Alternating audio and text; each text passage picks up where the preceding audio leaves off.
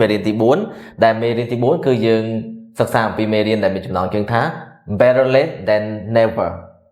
better late than never អូខេមុននឹងយើងឈានដល់ការសន្ទនាឥឡូវយើងមើលពាក្យពិបាកសិន vocabulary ពាក្យពិបាកឬក៏ពាក្យថ្មីអូខេអញ្ចឹងយើងមើលពាក្យទី1 better late than never better late than never better late than never បកប្រែថាធ្វើអ្វីមួយយឺតប្រសើរជាងមិនធ្វើវាតតែសោះឧទាហរណ៍យើងធ្វើអីមួយយឺតតែយើងធ្វើវាប្រសើរជាងយើងអត់ធ្វើអូខេយើងមើលឧទាហរណ៍ even though I arrived at the party an hour late I still enjoyed it better late than never ដល់ទៀត even though I arrived at the party an hour late I still enjoyed it better late than never បកប្រែថាទោះបីជាខ្ញុំមកដល់ពិធីជប់លៀង1ម៉ោងយឺតក៏ដោយមានថាពាក្យថា even though បកប្រែថាទោះបីជាពេល arrived បកប្រែថាបានមកដល់ទោះបីជាខ្ញុំបានមកដល់ពិធីជប់លៀង1ម៉ោងយឺតក៏ដោយ I still enjoyed it ខ្ញុំនៅតែរីករាយជាមួយវា enjoy បកប្រែរីករាយ still បកប្រែនៅតែខ្ញុំនៅតែរីករាយជាមួយវា better late than never មានថាមកយឺតប្រសើរជាងមិនមកមានថាគាត់ក្នុងឃ្លាហ្នឹងមានន័យថាក្នុងឃ្លាហ្នឹងគឺអ្នកនិយាយគាត់ថាទោះបីគាត់មក1ម៉ោងយឺតក៏ដោយតែគាត់នៅតែសប្បាយរីករាយជាមួយនឹងពិធីជប់លៀងអញ្ចឹងមានន័យថាមកយឺតប្រសើរជាងមិនមកអូខេយើងមើលពាក្យបន្ទាប់ What took you so long What took you so long បកប្រែថាតើអ្នកបានធ្វើអ្វីបានចំណាយពេលយូរម្ល៉េះឧទាហរណ៍ថាពេលដែលនរណាមួយមកយឺតដូចថាការប្រជុំម៉ោង8គាត់មកម៉ោង9អញ្ចឹងហ្នឹងគឺយើងអាចសួរសំណួរ What took you so long អូខេយើងមើលឧទាហរណ៍ When Lisa finally came to the meeting Tom asked What took you so long ម្ដងទៀត When Lisa finally came to the meeting Tom asked What took you so long ពេលដែល Lisa ជាចុងក្រោយបានមកដល់កន្លែងប្រជុំ Tom ក៏បានសួរទៅគាត់ថាតើអ្នកបានធ្វើអ្វីបានជាចំណាយពេលយូរម្ល៉េះ Finally បកប្រែជាចុងក្រោយមាន finally ពាក្យ meeting បកប្រែថាប្រជុំយើងអានថា meeting បាទឥឡូវនេះយើងមកមើលពាក្យចុងក្រោយ It took more time than I thought It took more time than I thought បកប្រែថាវាចំណាយពេលវេលាច្រើនជាងការរំពឹងទុកពីដំបូងទៅទៀតឧទាហរណ៍ពេលដែលយើងចង់ធ្វើអីមួយយើងគិតថាវាចំណាយពេលតែ1ម៉ោងយើងត្រូវធ្វើចប់ហើយតែវាលើសពីអ្វីដែលការគិតរបស់យើងប្រើពាក្យ It took more time than I thought អូខេយើងមើលឧទាហរណ៍ I planned to finish my homework in 1 hour but it took more time than I thought ម្ដងទៀត I planned to finish my homework in 1 hour but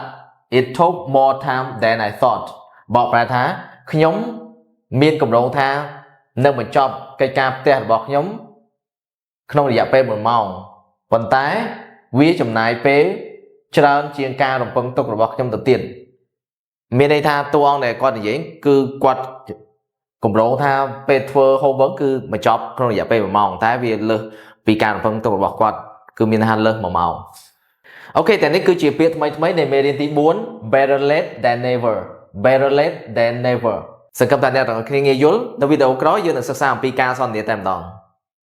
បាទឥឡូវយើងមកមើលការសន្ទនាវិញម្ដងការសន្ទនានៃមេរៀនទី4 better late than never គឺជាការសន្ទនារវាង Alice ហើយនិង John ដំបូងគឺយើងអានទាំងអស់គ្នាបន្តមកយើងនឹងបកប្រែអូខេអញ្ចឹងមើល Alice Hi John how are you John Hi Alice I'm good how about you Alice I'm fine thanks Did you finish the project John Yes I did I sent it last night Alice That's great I was worried it was late John Yes it was but better late than never Alice Sure I'm glad it's done What took you so long John I had some problems with my computer It took more time than I thought ok ឥឡូវយើងចាប់ផ្ដើមបកប្រែដល់គ្នា Alice គាត់បាននិយាយទៅកាន់ John ថា Hi John how are you សួស្ដី John តើអ្នកសុខសប្បាយជាទេ John ឆ្លើយទៅកាន់ Alice វិញថា Hi Alice I'm good how about you សួស្ដី Alice ខ្ញុំគឺសុខសប្បាយទេមែនខ្ញុំគឺល្អទេចុះចំណែកអ្នកវិញ How about you បើប្រែថាចុះចំណែកអ្នកវិញ Alice ក៏គាត់បានឆ្លើយទៅកាន់ John វិញថា I'm fine thanks Did you finish the project I'm fine thanks Did you finish the project ខ្ញុំសុខសប្បាយទេអរគុណច្រើន Thanks with អីមកប្រែថាអរគុណច្រើន Did you finish the project តើអ្នកបានបញ្ចប់គម្រោងរបស់អ្នកហើយឬនៅ Finish មកប្រែថាបញ្ចប់ដល់ពេល project មកប្រែថាគម្រោង John ក៏ឆ្លើយទៅវិញថា Yes I did I sent it last night John និយាយថាបាទខ្ញុំបានបញ្ចប់វាហើយខ្ញុំបានផ្ញើវាកាលពីយប់មិញ last night បកប្រែថាកាលពីយប់មិញពាក្យ sent បកប្រែថាបានផ្ញើ Alice គាត់បាននិយាយទៅកាន់ John ទៀតថា That's great I was worried it was late That's great I was worried it was late នោះពិតជាអស្ចារ្យណាស់ខ្ញុំគឺបារម្ភថាវាគឺយឺតពាក្យ great បកប្រែថាអស្ចារ្យដល់ពេល worried បកប្រែថាដែលបារម្ភ late បកប្រែយឺត John ក៏ឆ្លើយទៅ Alice វិញថា Yes it was but better late than never Yes it was but better late than never បាទវាគឺយឺតមានថាគាត់សែនគម្រោងរបស់គាត់គឺយឺតប៉ុន្តែយឺតប្រសើរជាងមិនធ្វើវា better late than never មានថា John និយាយថាប៉ុន្តែយឺតប្រសើរជាងមិនធ្វើវាមានថាទោះបីជាយឺតក៏ដោយក៏គាត់បានផ្ញើគម្រោងទៅឲ្យគ្រូហើយដែរអញ្ចឹងអូខេអញ្ចឹង John ក៏ឆ្លើយទៅកាន់ Alice វិញថា Yes it was but better late than never Yes it was but better late than never បាទវាគឺយឺតប៉ុន្តែយឺតប្រសើរជាងមិនធ្វើវាតទៅសោះអូខេអញ្ចឹងនៅក្នុងគ្រានេះគឺចង់មានន័យថាទោះបីគឺគាត់ផ្ញើគម្រោងឲ្យគ្រូយឺតក៏ប្រសើរជាងគាត់អត់ធ្វើវាដែរអូខេអញ្ចឹងយើងមើល Alice គាត់និយាយទៅកាន់ John វិញថា True I'm glad it's done What took you so long True I'm glad it's done What took you so long True បើប្រែថាពិតហើយខ្ញុំសប្បាយចិត្តដែលវាបានធ្វើរួចរាល់មានថាglad មកប្រែសប្បាយរីករាយ What took you so long តើរឿងអ្វីដែលធ្វើឲ្យអ្នកចំណាយពេលយូរម្ល៉េះ John ក៏ឆ្លើយទៅកាន់ Alice វិញថា I had some problems with my computer It took more time than I thought I had some problems with my computer บอกប្រែថាខ្ញុំមានបញ្ហាជាមួយនឹង computer របស់ខ្ញុំ problems บอกប្រែបញ្ហា It took more time than I thought វាចំណាយពេលវេលាច្រើនជាងអ្វីដែលខ្ញុំរំពឹងទុកទៅទៀតមានថាគាត់គិតថាធ្វើរៀងលឿនតែដល់ពេលជាក់ស្ដែងទៅវាចំណាយពេលយូរដោយសារគាត់មានបញ្ហាជាមួយនឹង computer របស់គាត់អូខេឥឡូវយើងមកមើលការសន្ទនាបន្តទៀត Alice I understand technology can be tricky I understand technology can be tricky John yes but it's over now What about your project Yes but it's over now What about your project Alice I finished mine last week I'm just happy it's all done now I finished mine last week I'm just happy it's all done now John Good for you We can relax now Good for you We can relax now អូខេឥឡូវយើងចាប់ផ្ដើមបកប្រែដល់គ្នា Alice គាត់និយាយថា I understand technology can be tricky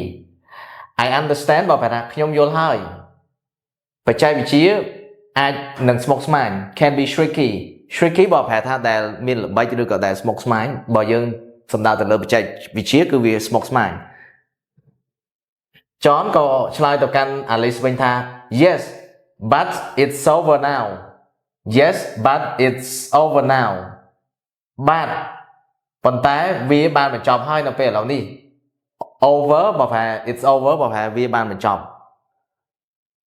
What about your project What about your project ចុះចំណែកគម្រោងរបស់អ្នកវិញ Alice គាត់បានឆ្លើយទៅកាន់ John វិញថា I finished mine last week I finished mine last week ខ្ញុំបានបញ្ចប់គម្រោងរបស់ខ្ញុំ mine បបផែរបស់ខ្ញុំកាលពីសប្តាហ៍មុន I'm just happy It's all done now ខ្ញុំគឺគ្រាន់តែសប្បាយរីកវាទាំងអស់នោះគឺបានបញ្ចប់ហើយនៅពេលឥឡូវនេះ done មានថាបានធ្វើហើយ John គាត់បាននិយាយទៅកាន់ Alice វិញថា Good for you Good for you Good for you បបផែថាល្អហើយសម្រាប់អ្នក We can relax now We can relax now ពួកយើងអាចសម្រាកបានហើយនៅពេលឥឡូវនេះ Relax បបផែថាសម្រាកឬក៏លំហែ អូខេតែនេះគឺជាការសន្ទនានៃមេរៀនទី 4 Better late than never បកប្រែថាយឺតប្រសើរជាងមិនធ្វើអ្វីទាល់តែសោះ